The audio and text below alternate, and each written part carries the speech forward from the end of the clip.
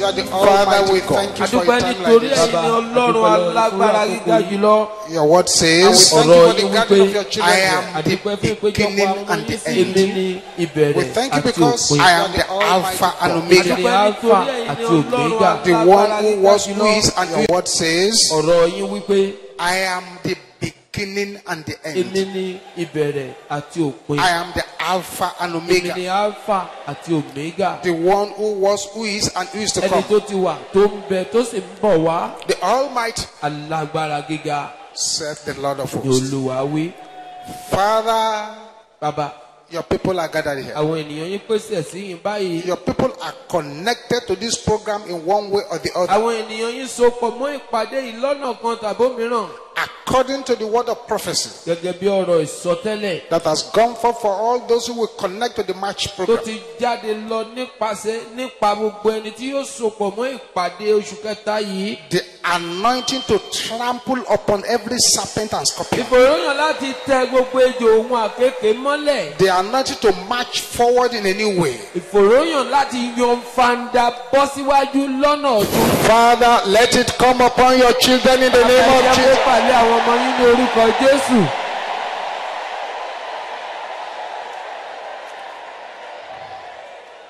Lay your hands upon us. Ẹ dá ọwọ́ yín lé wa. In Jesus' mighty name we Ní pray. orúkọ ńlá Jésù Kristi la gbàdúrà. Let's have a seat and take our Bibles. God bless Ẹ you. jẹ́ ká jókòó ká gbé Bíbélì wa, Ọlọ́run yóò bùkún fún wa.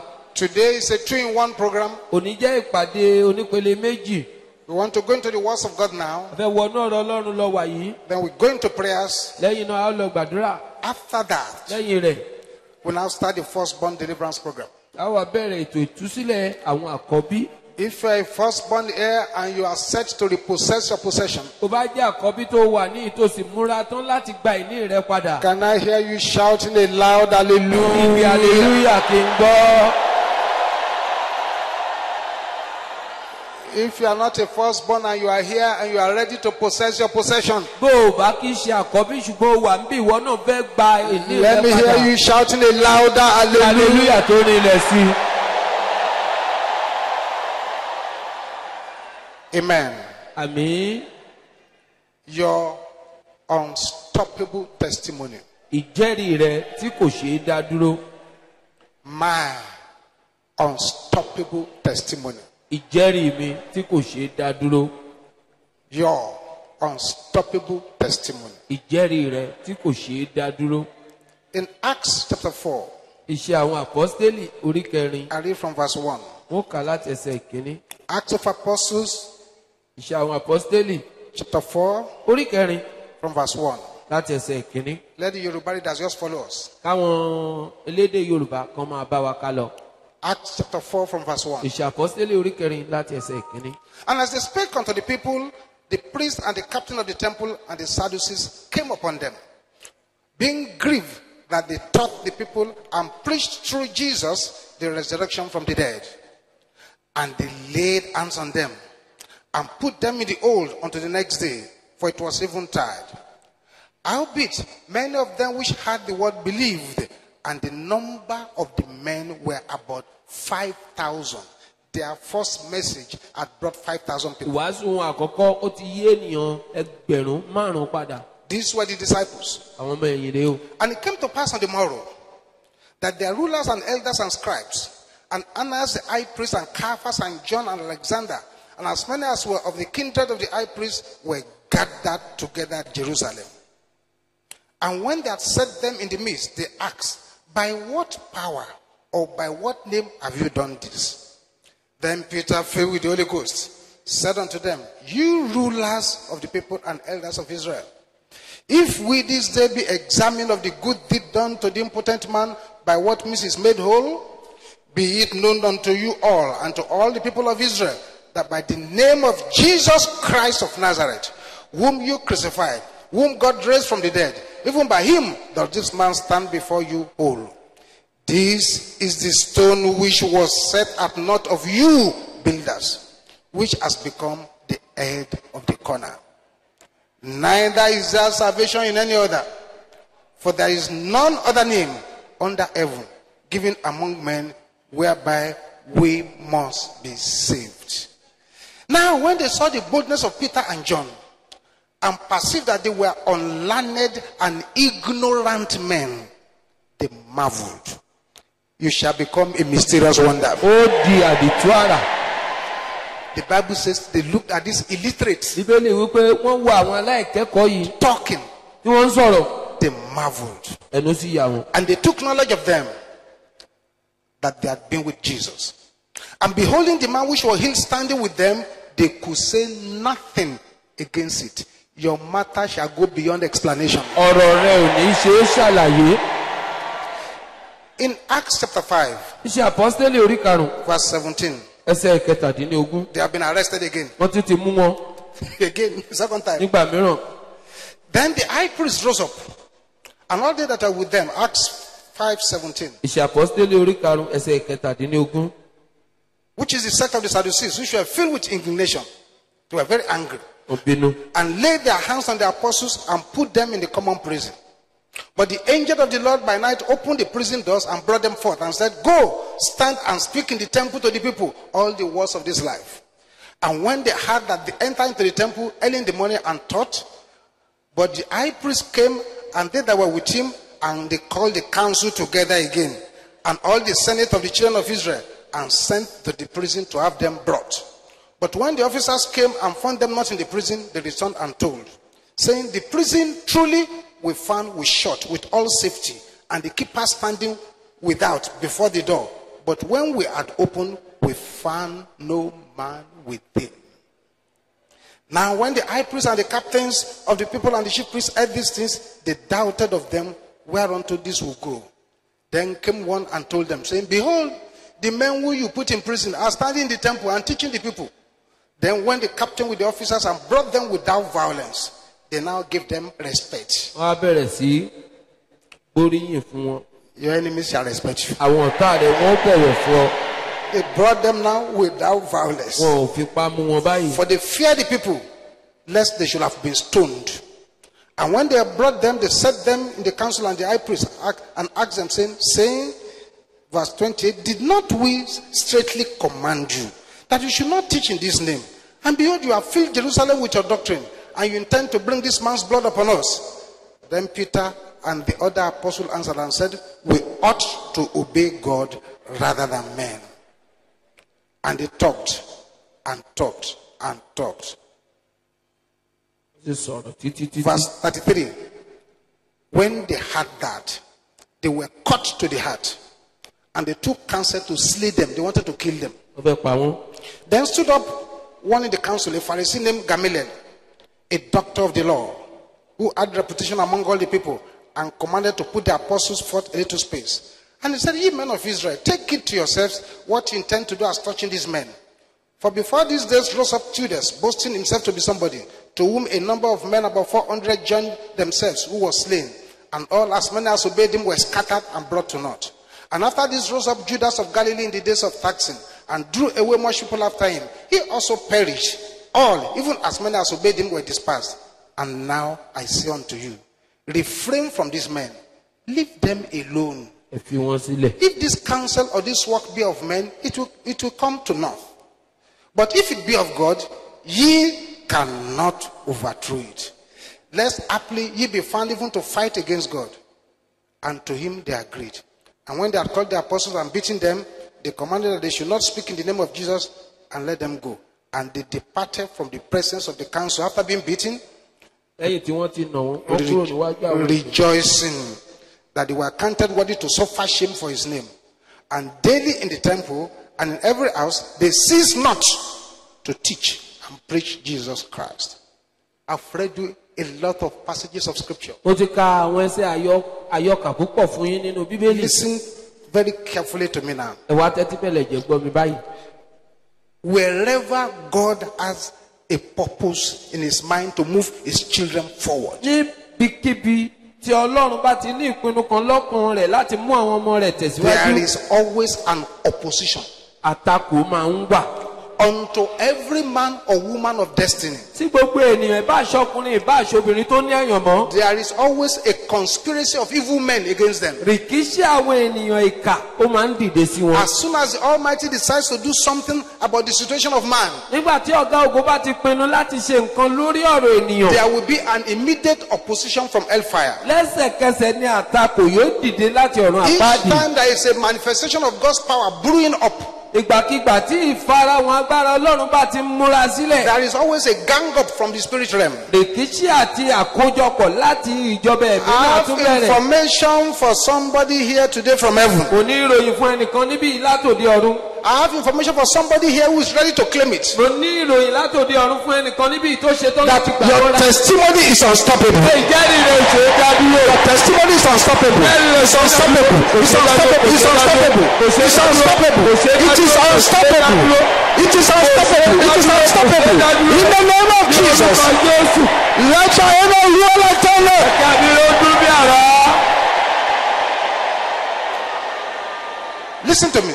Ẹ tẹ́tí gbọ́ mi. The Lord said I should tell you Olúwa ni wí fún ọ. that you are entering into something that hell cannot stop. Pé òun wọ inú nǹkan kan tí ọ̀run àpáàdì ò lè dá dúró. You are stepping into something. Òun gbẹ́sẹ̀ wọnú ohun kan. Yes, there will be gang up. Lóòótọ́ wọn ó di rìkíṣí. Yes, there will be opposition. Lóòótọ́ ìtakò yóò dìde. Yet there will be council meetings. Lóòótọ́ ìgbìmọ̀ yóò wáyé. There will be coven conferences. Ìpàdé àjọ àjẹ́ yóò ṣẹlẹ̀. There will be plenty of deliberation to stop you. Ọ̀pọ̀lọpọ̀ ìjíròrò láti dá ọ dúró yóò There will ṣẹlẹ̀. be a carefully planned agenda to put a stop to your progress. Ètò tí wọ́n pète pèrò rẹ̀ láti dẹ́kun ìtẹ̀síwájú rẹ̀ But I ṣẹlẹ̀. want to tell you, if you are here today, Ìgbà mo fẹ́ wí fún ọmọ bá and you bẹ are níbi connected to lónìí. us, Tó o sì ń that your testimony is unstoppable. ìjẹ́rìí rẹ̀ ṣe é dá dúró. In the name of Jesus, Orúkọ Jésù. a sevenfold amen. Méje.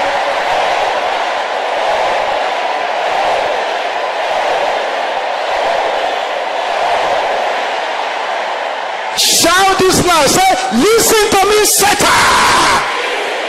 Wípé ìwé èṣù tẹ́tí gbọ́ mi. My testimony is unstoppable. Ìjẹ́rìí mi ò ṣe é dá dúró. By the power Nípa agbára. in the blood of Jesus. Open your mouth and say, ask him to listen to you.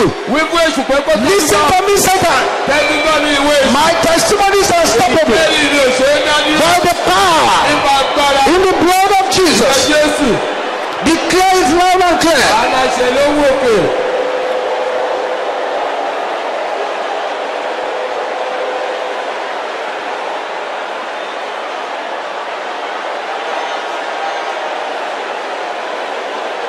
Masatela kaya boshente raba.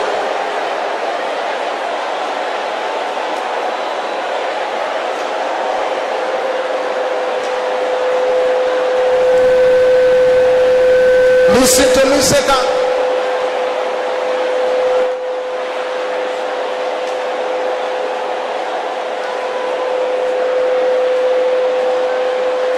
Amen. Àmín. Agreed. Agreed. Àti gbọ́. For several years, Pé fọ́pọ̀lọpọ̀ ọdún. you are here, you are listening to me. Ó wà bí òun gbọ́ mi. Many things have held you down. Ọ̀pọ̀lọpọ̀ nǹkan ló ti dè ọ́ mọ́lẹ̀. You don't even know what they are. Ó ti ẹ̀ mọ nǹkan tán jẹ́. But right now, hear me and hear me well. Ṣùgbọ́n nísinsìnyí gbọ́ mi kó gbọ́ mi lágbọ̀ọ́yé. You are entering into what no devil can stop or kill. Ó ń wọnú ohun tí ẹnikẹ́ni ò lè dádúrà nípa. For your testimony is unstoppable. Nítorí ìjẹ́rìí rẹ̀ ò ṣe é In the dá name dúró. of Jesus. Ní orúkọ Jésù. A louder amen. Nítorí rẹ̀.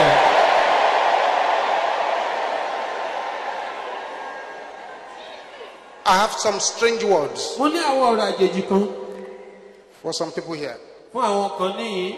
The Lord said I should tell such people Olúwa ní kí n wí fún wọn that the power of God pé agbára Ọlọ́run shall arise for your sake yóò dìde nítorí tìrẹ. and provoke confusion and chaos in the camp of your enemy. Yóò sì fa ìdàrúdàpọ̀ àti rògbòdìyàn lágbà àwọn ọ̀tá rẹ.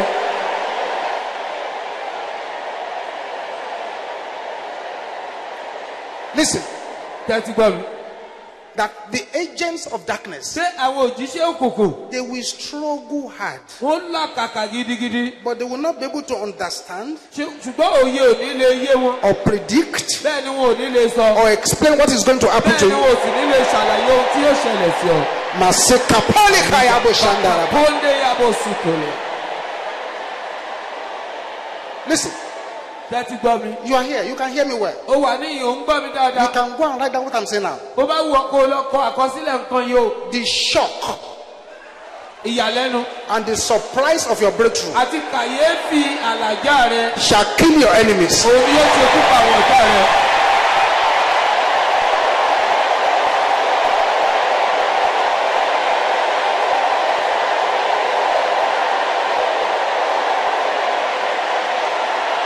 Amen.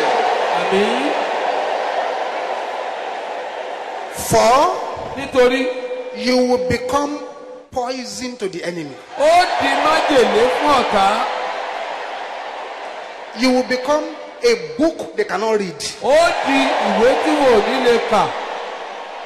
Because Nítorí all the satanic bullets that have been fired against you gbogbo ọ̀tá Sátánì tí wọ́n ti yìn sí ọ. shall double in power and backfire. Yóò kóra pọ̀ ní ìlọ́po méje lágbára yóò sì padà lọ bí ó ti wá. Let that amen roar like thunder. Àmì ọdún bí àrá. Listen, Gbọ́n. the Lord said I should tell you Olúwa ni wí fún ọ. that you worry yourself too much. Pé o ti ń ronú jù o. O sì ń dára rẹ láàmú jù. That the story of Pharaoh Pé ìtàn Fáráò shall befall those hindering your progress. ni yóò ṣubú lu àwọn tó ń dènà ìtẹ̀síwájú rẹ.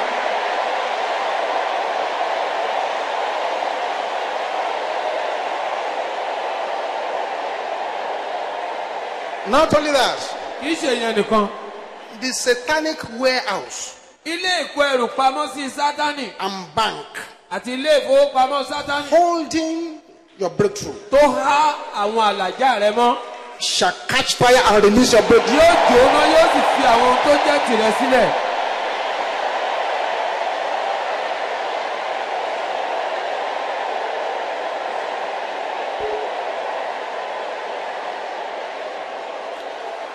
I have information for somebody. Mo ní ọ̀rọ̀ fún ẹnìkan. The Lord said the Goliath that has been confronting your destiny Olúwa ní Gòláyátì tó ń dojúkọ àyànmọ́ rẹ shall die shamefully. yóò kú ikú ẹ̀sín.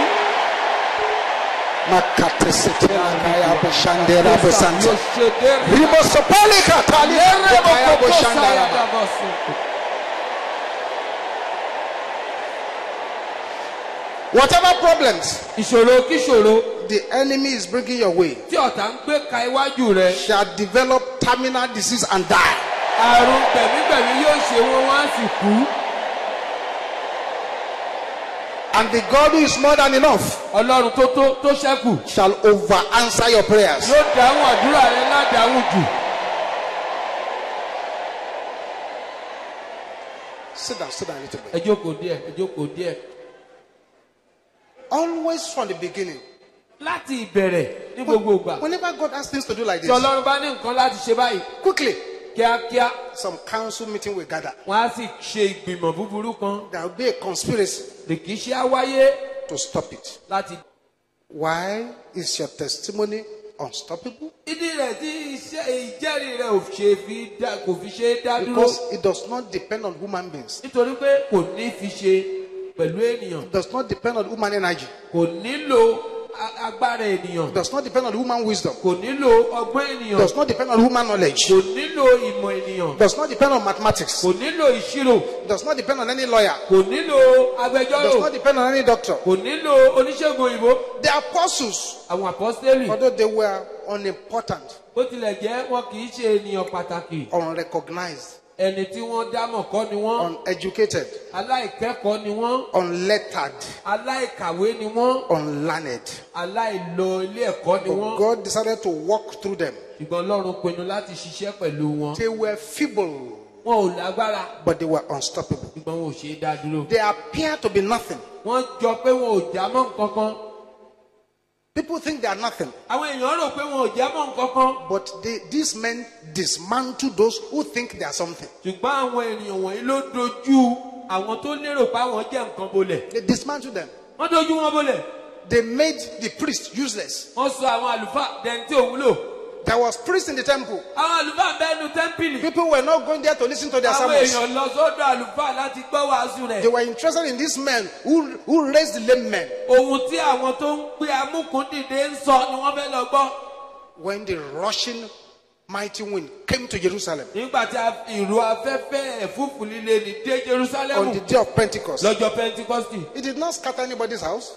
kò lọ kò túlé ẹnikẹ́ni ká. It was only looking for one house, ilé kan ló lọ. the house where the apostle was gathered. ilé tí àwọn àpọ́stélì kórajọ pọ̀ sí. The rushing mighty wind had an address from heaven. ìró ẹ̀fúùfù líle nì ó ní àdírẹ́sì kan tá a fún látòdì ọ̀run. It jumped over several houses ó fò ọ̀pọ̀lọpọ̀ ilé dá. and went to where they were gathered. ó sì lọ síbi tí wọ́n péjọ sí. So the Lord said, I should tell you nítorí náà Olúwa ni wí fún ọ that miracles, pé iṣẹ́ ìyanu, signs, àmì, virtues, àsìkí, blessings ìbùkún will locate your address. yóò wá ilé rẹ rí.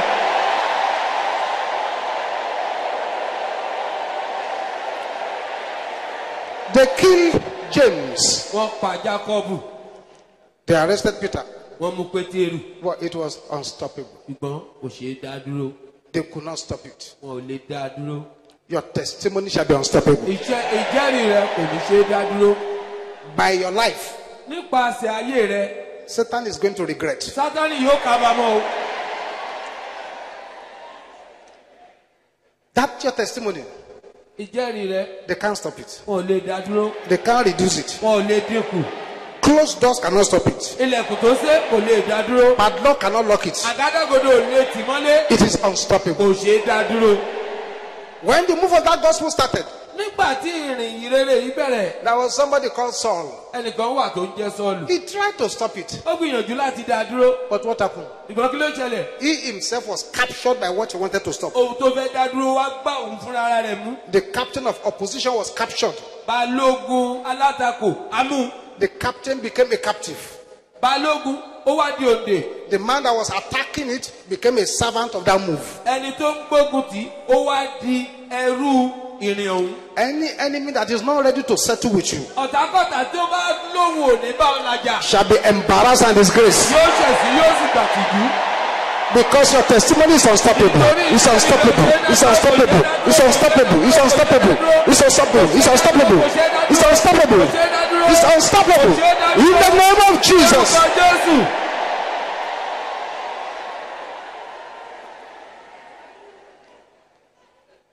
But then ṣùgbọ́n you need, number one, ohun àkọ́kọ́ o nílò surrender your life to Jesus. láti fàyè rẹ fún Jésù. You need, number two, ìkejì to repent from all known sin. o nílò láti ronú kúrò àdàkúrò ronú gbogbo ẹ̀ṣẹ̀ tó o mọ̀. You need, number three, ìkẹta let holy anger rise within you. jẹ́ kí ìbínú mímọ́ kó ru sókè nínú Pray rẹ. with holy anger. gba àdúrà pẹ̀lú ìbínú mímọ́. One, surrender your life to Jesus. èkíní fàyè rẹ fún Jésù. Two, repent from all known sin. ronú kúrò àdàkúrò ronú gbogbo ẹ̀ṣẹ̀ tó o mọ̀. Three, let holy anger rise from within jẹ́ you. kí ìbínú mímọ́ kó ru sókè láti inú rẹ. Four, ìkẹrin pray until something happens here. gbàdúrà títí tí nǹkan yóò fi ṣẹlẹ̀ níbí yìí. This is a very short meeting, ìpàdé kúkúrú ní ìpàdé and the tòní. meeting will soon come to an end. a ò ní pẹ́ parí ìpàdé ọ̀hún o. The few minutes we want to spend, ìṣẹ́jú díẹ̀ tá a wá fẹ́ lò. pray until something happens. gbàdúrà títí tí nǹkan yóò fi ṣẹlẹ̀. And you will see what the God will begin to do from your life and from this ó promise sì rí ohun changes. tí Olúwa yóò bẹ̀rẹ̀ sí í ṣe nínú ayé. Something is about to start. ohun kan fẹ́ bẹ̀rẹ̀ That no enemy can stop. tí ọ̀tá kankan lè dá dúró. Listen gbọ́ mi carefully. dáadáa. The next two power must change hands. agbára gbọ́dọ̀ pààrọ̀ ọwọ́ méjì tó ń bọ̀ yìí. When you are coming, bó o bá ti ń bọ̀. come with the picture of your children. mú àwòrán àwọn ọmọ rẹ wá. That's why we want to start. bí tá a ti fẹ́ bẹ̀rẹ̀ iṣẹ́ nìyẹn. We're going to do deliverance from evil history and childhood problems. a ó ṣe ìtúsílẹ̀ kúrò lọ́wọ́ ìtàn búburú àti àwọn ìṣòro àti ìgbà èwe wa. If your children have been giving you stress, báwọn ọmọ rẹ bá ti ń kọ́ ọ́ lóminú trouble, àbí wọ́n ń dààmú rẹ. they are not serving God, wọn ò sin Ọlọ́run. they worry you, wọ́n ń dà á láàmú. come with a picture. mú àwòrán wọn wá. If you are still trusting God for the children, bó bá jẹ́ pé òye ń gba Ọlọ́run gbọ́ fún ọmọ. bring your own picture. àwòrán ara rẹ Whether mo wá. whether you are married or not does not matter. Bóyá o ti ṣègbéyàwó àbó o ti ṣègbéyàwó kò Once ní you fi ṣe o. believe you will have children, bring bring your own picture gbàgbọ́ pé ó bímọ mú àwòrán tara rẹ wá. to these next two palm Sí singers. àwọn agbára gbọ́dọ̀ pààrọ̀ ọwọ́ oṣù méjì tí ó Deliverance from tẹ̀lé àwọn yìí. evil history. Ìtúsílẹ̀ kúrò nínú ìtàn búburú. Time to cut off your children from any bad thing that happened to you. Àkókò láti ké àwọn ọmọ rẹ kúrò nínú nǹkan búburú tó ṣẹlẹ̀ sí wọ. Deliverance from evil history Ìtúsílẹ̀ kúrò nínú ìtàn and búburú. deliverance from childhood problems. Àti ìtúsílẹ̀ kúrò nínú ìṣòro àtìgbà ìwé wa. That's what I told you. Ohun tí mo wí fún yín That nìyẹn. something is about to Pé start ohun kan fẹ́ bẹ̀rẹ̀. which no devil can stop. Tí èṣùkéṣù kò lè dá dúró. All eyes closed. Tí gbogbo wa pátápátá ká di ojú wa But you wáyé. see, if you are here this morning Tó o bá wà bí láàárọ̀ yìí and you are not born again, tó o sì tí ì di àtúnbí. I want to help you flow into what we are going to flow into. Mo fẹ́ ràn ọ́ lọ́wọ́ láti lè kópa nínú ohun tá a fẹ́ wọnú rẹ̀ báyìí. Run quickly to the altar here. Kíákíá máa dùbọ̀ níwájú Or pẹpẹ. any of the two altars at the back. Èyí tó wà wájú ń bí àbí èyí tó bá wù ọ́ nínú àwọn Come méjì and tó bẹ surrender your lọ́wọ́ life to yìí. Jesus Wá fi ayé rẹ fún Jésù. so that you too will have an unstoppable testimony. Ìwọ náà bá lè gba ìjẹ́rìí tí ò ṣe é dá dúró. Jesus is waiting for you here. Jésù dúró de ọ ní Do it very, very quickly. ṣe kíákíá. We still have plenty of things to do here today. Ọ̀pọ̀lọpọ̀ nǹkan ló yí wà tá láti ṣe bí lónìí o. Just come and surrender your life to Jesus. Kíákíá wá fi ayé rẹ fún Jésù. Very quickly, very quickly. Ní kankan.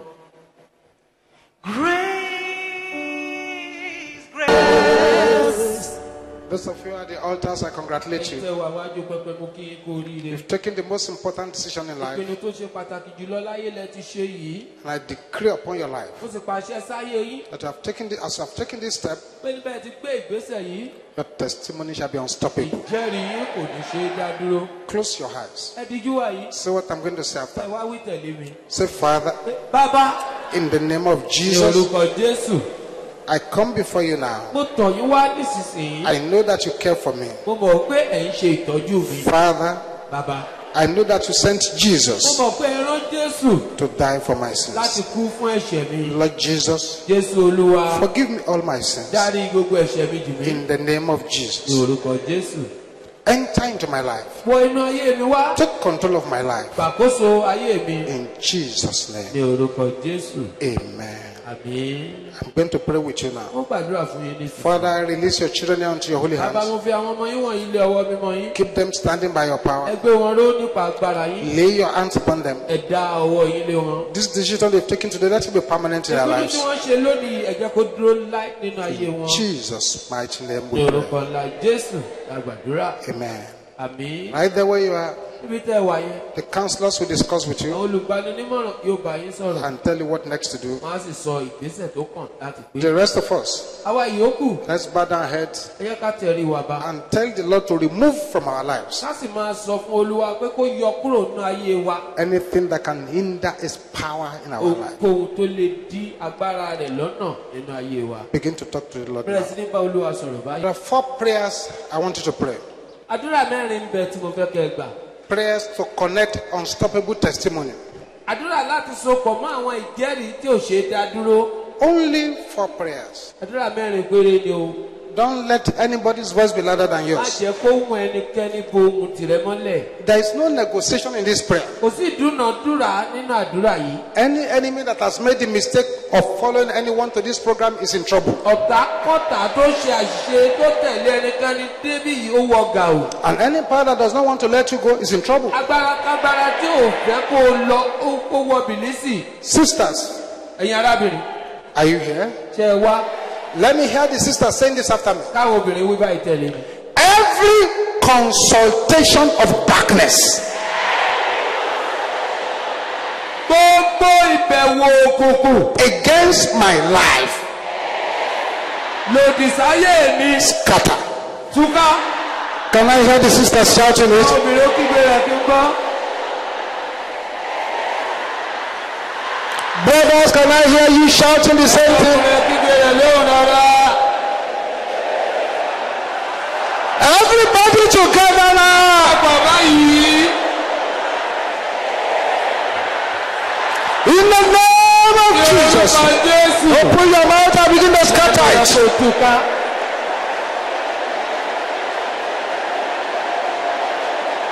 Jesus. Jesus. Jésù.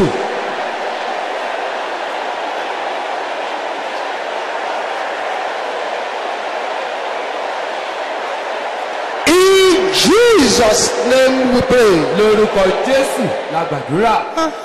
Ó dáa.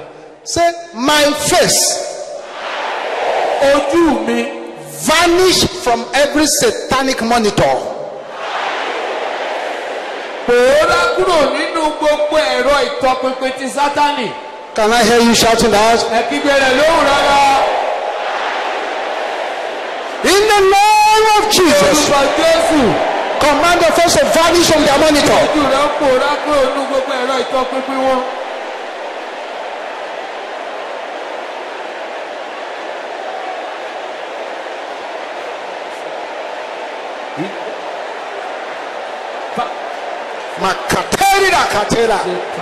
In Jesus' name we pray. Lórúkọ Jésù la gbàdúrà. Two more. Ó kù méjì o. Double thunder. Àrá ìlọ́po méjì. Double destruction. Ìparun ìlọ́po méjì. Pursue my pursuer. Lé àwọn tó ń lépa mi. In the name of Jesus. Lórúkọ Jésù. This is the time to pray. Àkókò rẹ̀ láti gbàdúrà.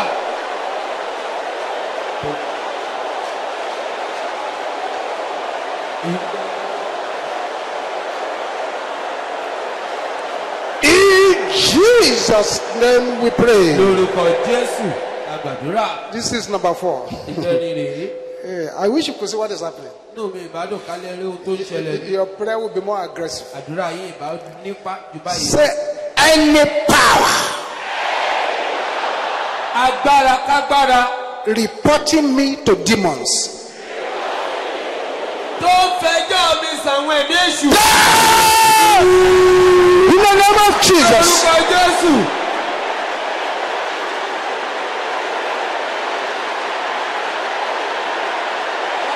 Yes. Makatesete lakaya moshentera basa. Papa rikatereko. Mariba sapanda kaya moshente. Open your mouth, open your mouth, open your mouth. Mashati sakatela. In Jesus' name we pray. Lórúkọ Jésù la gbàdúrà. Father, Bàbá, I'm praying for anyone connected to this gathering mò ń gbàdúrà fún ẹnikẹ́ni tó sopọ̀ mọ́ ìpéjọ yìí who is being tormented tí à ń dá lóró by wicked, intelligent network of the enemy. látọwọ́ àwọn ọ̀tá alájọṣepọ̀ tó ya ìkà tó Mapara de Caseta. àrùsàtẹ̀ kàpá. Receive your deliverance now in the name of Jesus. Receive it, receive it, receive it, receive it, receive it, receive it, receive it, receive it, receive it, receive it, receive it, receive it, receive it, receive it. In the name of Jesus. Lórúkọ Jésù.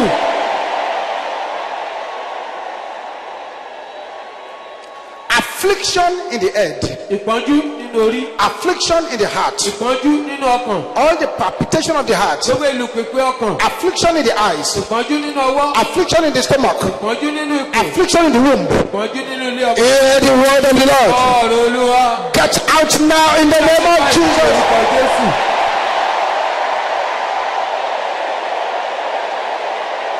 Makate seteya boshenderaba. Àbò ṣe kárí dàsà.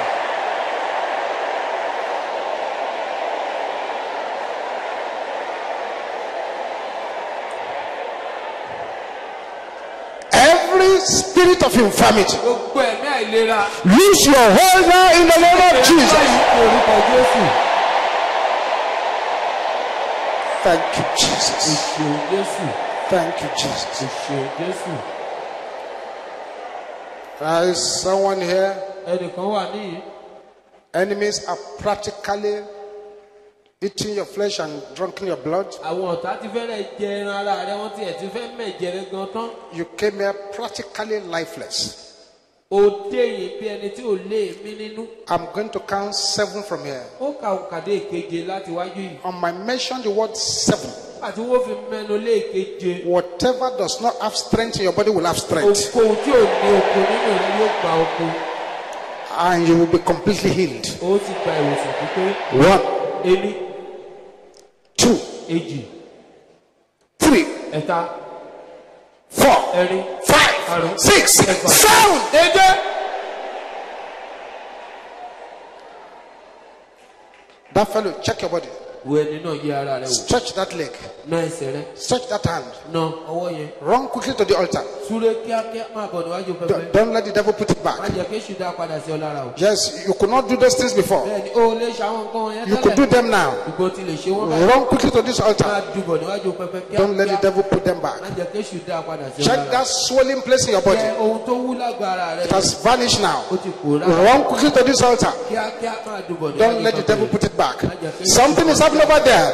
There's a surgery taking place in that one woman. Iṣẹ́ abẹ ń ṣẹlẹ̀ nínú ayé arábìnrin kan bẹ́ẹ̀ yẹn. That baby in your womb Ọmọ tí ń bẹ nínú that rẹ̀. seemed dead is flowing upon your life. Ó ń ṣàn wọnú ayé rẹ̀. Stretch your right hand to me at this altar now. Ọwọ́ ọ̀tún rẹ̀ sí ọ̀dọ̀ mi ní ìfẹ́. Father, these hands that are stretched forward, Bàbá àwọn ọwọ́ tí wọ́n nà síwájú yìí. let this hand carry the fire of Jẹ́ kí God. ọwọ́ náà gba iná Ọlọ́run. Let it carry the power of Gba God. agbára Ọlọ́run. Let it carry the healing virtue of God. Àṣẹ ìwòsàn Ọlọ́run. Mapaya the katenda. You and collect the fire of healing. Ọwọ́ gba iná ìwòsàn. Collect the fire of Gba deliverance. iná ìtúsílẹ̀. Thank you, Lord. Olúwa ẹ ṣeun. In Jesus' name we pray. Lórúkọ Jésù lágbàá. 21 times smite wherever you have Ní problems. ìgbà mọ́kànlélógún pa ibikíbi tó Smite bá ti ní it ìṣòro. hard. Gbá kólekóle. Don't worry about the pain. Má mi kàn nípa ìrora yẹn. As you smite, you say, go back to your Bó sender. o sì ti ń Go gbàgbé kó o back máa to your gbé senders. padà lọ bá àwọn tó rọ. Let's go. Ó yá o.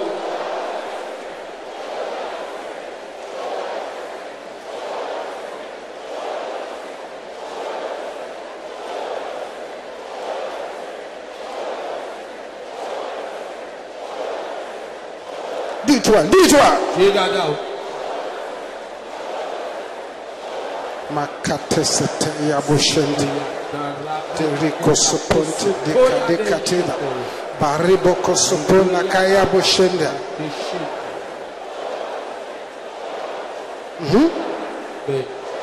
Bẹ́ẹ̀ni. That's it. Bẹ́ẹ̀ni. Yes. Bẹ́ẹ̀ni.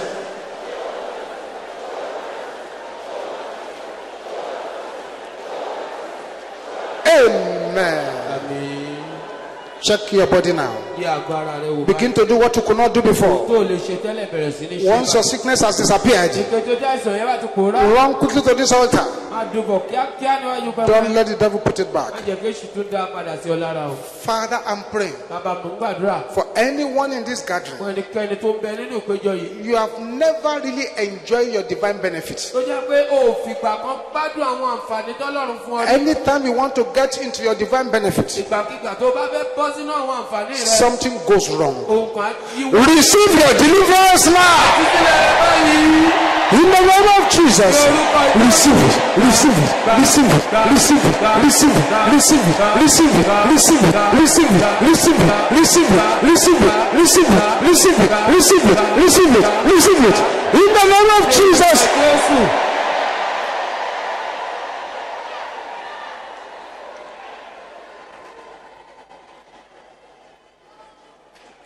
Get yourself ready.